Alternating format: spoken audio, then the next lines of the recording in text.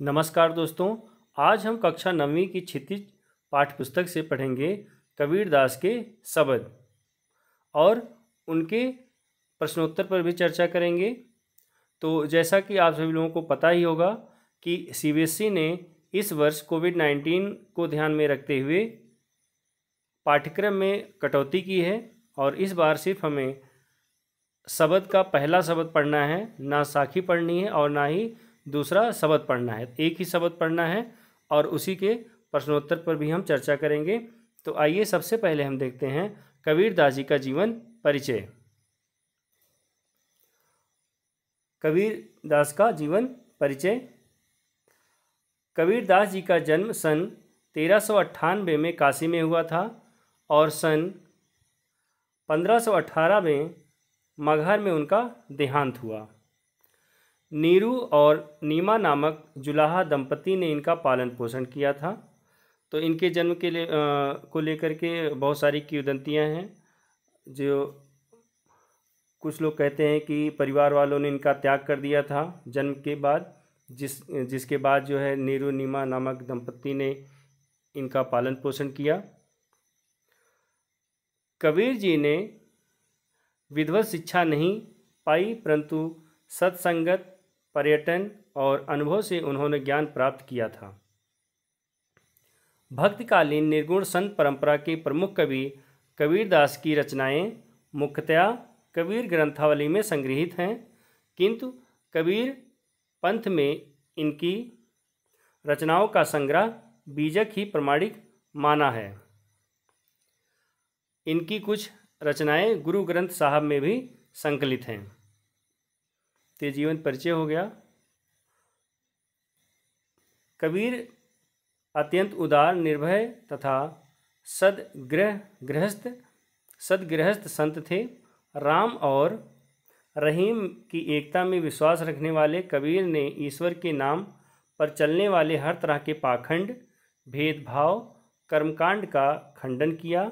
उन्होंने अपने काव्य में धार्मिक और सामाजिक भेदभाव से मुक्त मनुष्य की कल्पना की। ईश्वर प्रेम, ज्ञान, वैराग्य, गुरु भक्ति, सत्संगत या सत्संग और साधु महिमा के साथ आत्मबोध और जगत बोध की अभिव्यक्ति उनके काव्य में हुई है। जन भाषा के निकट होने के कारण उनकी काव्य भाषा में दार्शनिक चिंतन को सरल ढंग से व्यक्त करने की शक्ति है। तो इन्होंने जन भाषा का प्रयोग किया और आज भी आप देखेंगे बहुत सारे जो लोग हैं वो उनको कबीर के जो पद हैं या जो कबीर के जो दोहे हैं वो कंठस्थ याद हैं और लोग जो है अपने दैनिक जीवन में उनका गायन करते रहते हैं। तो जो शब्द है पहला वो देखते हैं और उसका भावार्थ देखते हैं।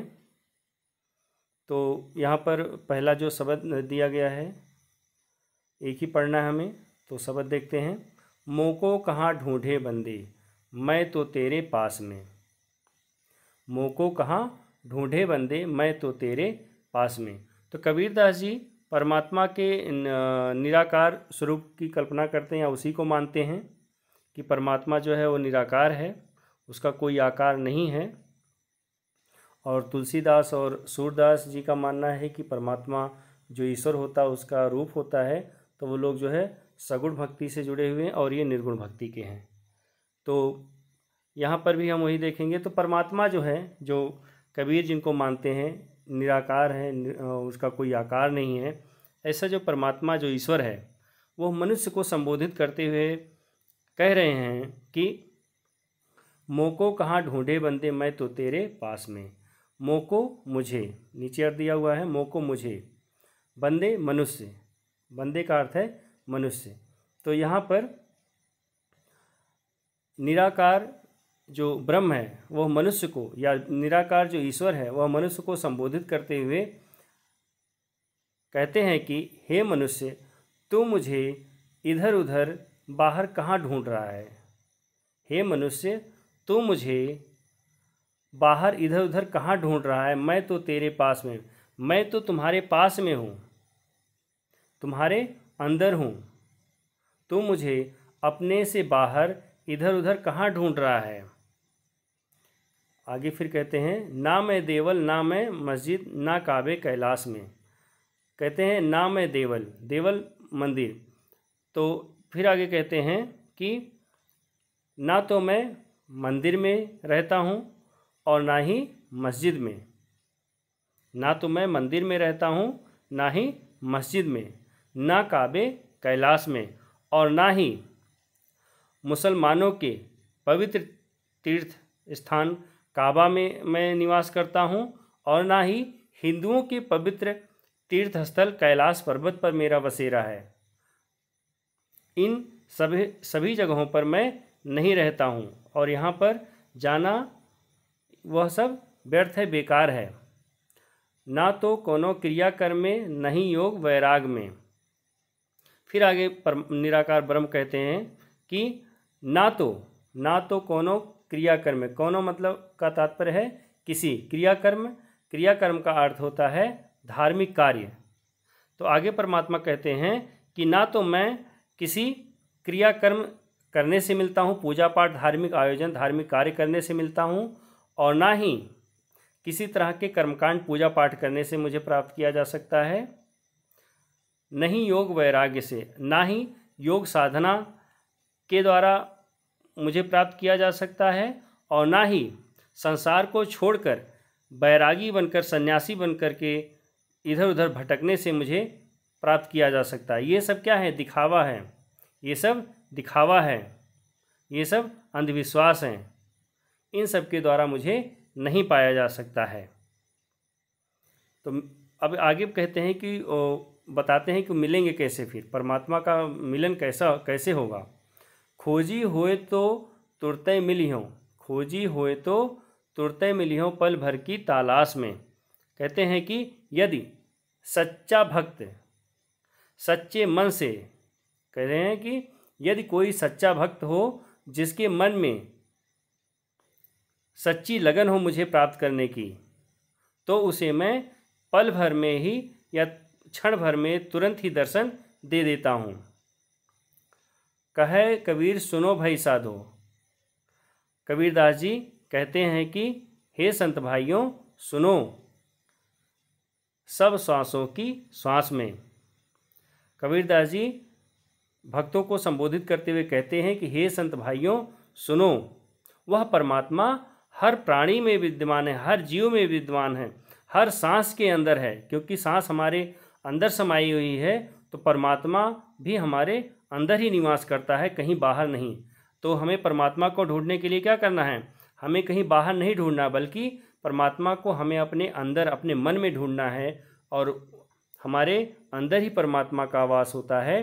तो अगर हमें ईश्वर को प्राप्त करना है तो मन में सच्ची लगन होनी चाहिए, और वह हमारे अंदर होता है। अगर हम अपने आप को जान लेते हैं तो परमात्मा को हम समझ लेते हैं। तो यहाँ पर कबीरदास जी ने कहा कि जितने भी धार्मिक कर्मकांड हैं, मंदिर मस्जिद जो कुछ भी हैं, वहाँ पर ईश्वर का वास नहीं है, बल्कि ईश्वर हर व्यक्ति के अंदर है, या घट घट में है, मतलब हर जगह है। ईश्वर हर जगह है, और सच्चे मन से अगर हम उसको चाहेंगे तो ईश्वर को हम आसानी से प्राप्त कर पाएंगे। ये उन्होंने इस पद में बताया है, इस शब्द में बताया है।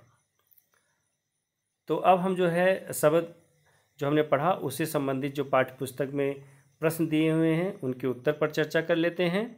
तो शब्द से जो प्रश्न दिया गया, पहला है, मनुष्य ईश्वर को कहाँ कहाँ ढूंढता फिरता है?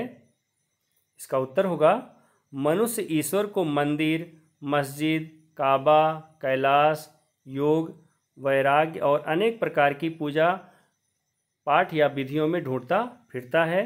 मंदिर और मस्जिद जाने से ईश्वर नहीं मिलता, बल्कि सच्चे मन और सच्ची लगन से ईश्वर को प्राप्त किया जा सकता है।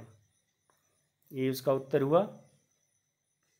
दूसरा प्रश्न, कबीर ने ईश्वर प्राप्ति के लिए किन किन प्रचलित विश्वासों का खंडन किया है? उत्तर, कबीर ने ईश्वर प्राप्ति के लिए अनेक प्रचलित विश्वासों का खंडन किया है। कबीर के अनुसार ईश्वर ना तो मंदिर में है, ना ही मस्जिद में है। तीर्थ स्थानों की यात्रा करना, योग साधना, वैरागी आदि बनने से कुछ नहीं होता। यह सब बाहरी दिखावे हैं, इनमें मन लगाना बेकार है या व्यर्थ है। तो इन सभी का खंडन किया है कि जितने भी धार्मिक कर्मकांड है, मंदिर मस्जिद है, तीर्थ स्थानों की यात्रा है, वैराग्य है, साधना, इन सबसे ईश्वर की प्राप्ति नहीं होती है। ईश्वर की प्राप्ति का जैसा उन्होंने कहा कि सच्चे मन से अगर कोई भक्त चाहता है तो आसानी से ईश्वर की प्राप्ति हो जाती है। अगला प्रश्न देखते हैं। कबीर ने ईश्वर को सब श्वासों की श्वास में क्यों कहा है? तो जैसा हमने कहा कि ईश्वर को घट घटवासी मानते हैं, हर जगह पर है।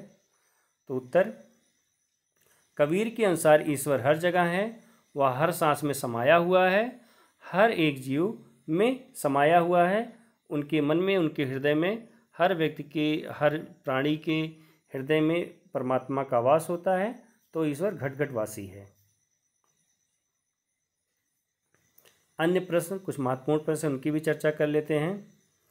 कबीर ने ईश्वर प्राप्ति का क्या उपाय बताया है? ईश्वर को हम प्राप्त कैसे कर पाएंगे, क्या तरीका बताया कबीर ने? उत्तर होगा, अपने अंतर मन में सच्चे मन से खोजने से ईश्वर को प्राप्त किया जा सकता है। सच्ची भक्ति के द्वारा हम ईश्वर को प्राप्त कर सकते हैं। ईश्वर का वास जो है मन में होता है, हम लोगों के हृदय में है, तो वहीं हम उसको ढूंढ सकते हैं। क्रिया कर्म का आशय क्या है? क्रिया कर्म का आशय है धार्मिक कर्म कांड या कार्य, जैसे पूजा करना, आरती करना, नमाज पढ़ना, व्रत रखना आदि। तो ये जो है क्रिया कर्म में आते हैं, जितने भी धार्मिक कर्म कांड हैं या धार्मिक कार्य हैं।